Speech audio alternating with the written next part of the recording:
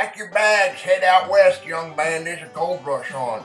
Get your pans, get your sluice box, your pick, and your shovel. We're going out to California. We're gonna get some gold. There's gold in them there hills. Move out! Yeah, you heard him right. California flooding has exposed ancient gold veins, or gold veins that haven't been seen, or the gold ripped from them by moving water, since the gold rush of the 1849.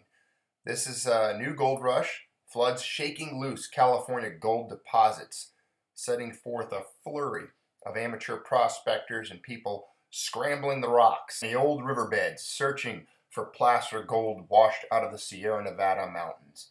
It's a beautiful sight. If you've ever done it, it's glorious. But it's a lot of work, a lot of digging, and you don't often yield too much if you don't know what you are doing. But I like to see people panning for gold, sluicing for gold, and getting gold. So I applaud anyone who's out there enjoying the spring and summer months trying to find some gold. But this brings me to something completely different. I've often bounced the idea around of reading the entire book, The Treasure of the Sierra Madre, to the viewers here. But today what we'll do is I'm just going to read a few selections out of the book because there's some good points and highlighted fields. I read this book about 20 years ago, and I'd like to, well, sit down here and read some from it again. So here we go. Some readings from The Treasure of the Sierra Madre by B. Traven. Every day their respect for old Howard grew greater and greater. That old fellow never complained, never whined, never felt too tired to lend here a pull and there a push. He appeared to become younger and more active with every mile that the little train made toward its goal. He climbed steep rocks like a cat and trotted for long, dreary hours across arid stretches without even mentioning a drink of water. Never failed to understand the reason why gold is so precious, he said occasionally when the boys were all in. Perhaps you know now why 1 ounce of gold costs more than a ton of cast iron. Everything in this world has its true price. Nothing is ever given away. Here's a wise statement later in the book. The reason for this change of attitude was not the decision to break camp. That in itself could not have produced such a change of mind. It was that setting, a definite date for departure, brought many new problems to solve. These occupied their minds to such a degree that they could no longer waste time looking for shortcomings in their neighbors. Any nation, regardless of political quarrels and fights for party supremacy, when confronted with a war or the danger of losing her most important markets, unites under her leaders. This is the reason why smart statesmen, dictators in particular, who see their power threatened from the inside, try the old trick of showing the nation the arch enemy at the gates of the country. For the genuine dictator or despot, nothing is too expensive as long as it will keep him in power. Now remember, this book was written during a time of much political controversy. So here is another excerpt from the end of that chapter. The gold worn around the finger of an elegant lady, or as a crown on the head of a king, has more often than not passed through hands of creatures who would make that king or that elegant lady shudder. There is little doubt that gold is oftener bathed in human blood than in hot suds. A noble king who wished to show his high-mindedness could do no better than have his crown made of iron. Gold is for thieves and swindlers. For this reason, they own most of it. The rest is owned by those who do not care where the gold comes from or in what sort of hands it has been. This next excerpt is not really about gold as much as it's about the emphasis people place on wealth and the possessions of large amounts of wealth and money. So this is a discussion with one of the chiefs that they run into. And we'll read what Don Manuel says to the chief first. While on my way up here, Don Manuel said to the chief, I came to think that it is rather strange that you, Aguila Bravo, did not exploit the mine yourself. You could easily have earned 100,000 gold florins, with which you could have paid me in full for my work, and I would have been satisfied. The chief laughed. I do not need gold, nor do I want silver. I have plenty to eat always. I have a young and beautiful wife, whom I love dearly, and who loves and honors me. I have also a strong and healthy boy, who now, thanks to your skill, can see, and is perfect in every way. I have my acres and fields, and I have my fine cattle. I am chief and judge, and I may say I am a true and honest friend of my tribe, which respects me and obeys my orders, which they know are for their own good. The soil bears rich fruit every year. The cattle bring forth year in, year out. I have a golden sun above me, a night, a silver moon, and there is peace in the land. So what could gold mean to me? Gold and silver do not carry any blessing. Does it bring you any blessing? You whites, you kill and rob and cheat and betray for gold. You hate each other for gold, while you never can buy love with gold. Nothing but hatred and envy.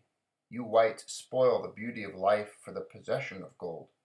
Gold is pretty, and it stays pretty, and therefore we use it to adorn our gods and our women. It is a feast for our eyes to look at rings and necklaces and bracelets made out of it, but we always were masters of our gold, never its slaves. We look at it and enjoy it. Since we cannot eat it, gold is of no real value to us. Our people have fought wars, but never for the possession of gold. We fought for land, for rivers, for salt deposits, for lakes, and mostly to defend ourselves against savage tribes who tried to rob us of our land and its products. If I am hungry, or my wife is hungry, what can gold do if there is no corn or no water? I cannot swallow gold to satisfy my hunger, can I? Gold is beautiful, like a flower, or it is poetic, like the singing of a bird in the woods. But if I eat the flower, it is no longer beautiful. And if I put the singing bird into a frying pan, I can no more enjoy his sweet song. All this may be how you feel, but as far as I'm concerned, Don Manuel said jocularly, I won't put my gold into my stomach, I can assure you that, Aguila Bravo. I know what I shall use the gold for, don't you worry. I suppose you know, and you must know best. I won't advise you what to do. You see, my dear friend, I can serve for my acres, but I cannot and I would not serve for gold, because when I would have no corn to eat, and my wife and my son, and my old father, and all my servants, who all depend on me, would go hungry, this I could not bear. Anyway, my friend, I think you don't know what I am talking about, and how I mean it, and I feel that I cannot quite understand what you mean. Your heart is different from mine, and your soul is not like mine. God has made us this way, yet whatever may happen, I shall always be your friend. This was a very enjoyable book to read, and I think I need to read it again. Much of the excerpts, like we just read in there, are very deep and full of meaning. You know, the part where he's talking about gold being eaten, you hear that quite a bit. And I obviously, I don't agree with that sentiment that gold's not worth something because you can't eat it. We all understand that it's a store of wealth. Any of you that are part of this channel or have been part of this channel for a long time know my positions on gold and its role as a store of wealth for 7,000 years, especially in today's world of fiat currencies. It's real money. But that's why that emphasis on money, that's what I believe that chief was talking about in that part. It's at that time, gold was basically money. It was money around the world. And what that chief was saying is, you people in Western culture and these advanced societies, these non-agrarian societies, place so much emphasis on physical possessions and wealth and riches that it just corrupts your mind and kind of steers your focus away from the real beauty of the world. And I try to often shift that focus here on the channel a little bit at times, when we talk about the garden or the outdoors and doing things out in the world that are beautiful and celebratory of our friends and family and loved ones and just recreational things, rather than focusing on metals and riches. Even though it's good, it's important. We need that to store our wealth. So, but you need balance in it. And I just love that point of view that chief has at that point in the book where he's talking about all these things around him that are so cool, and beautiful. You know, he's got his fields, his rich acres, his beautiful wife, his healthy son, and that really, that is what's important. That's what's beautiful in life.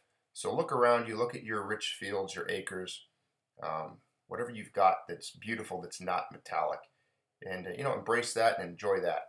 But you know, we took a weird detour today. We went from talking about gold mining and panning and sluicing, which that's what uh, I guess motivated me to go grab the book off the shelf, The Treasure of the Sierra Madre, and just read a couple of my favorite parts out of it.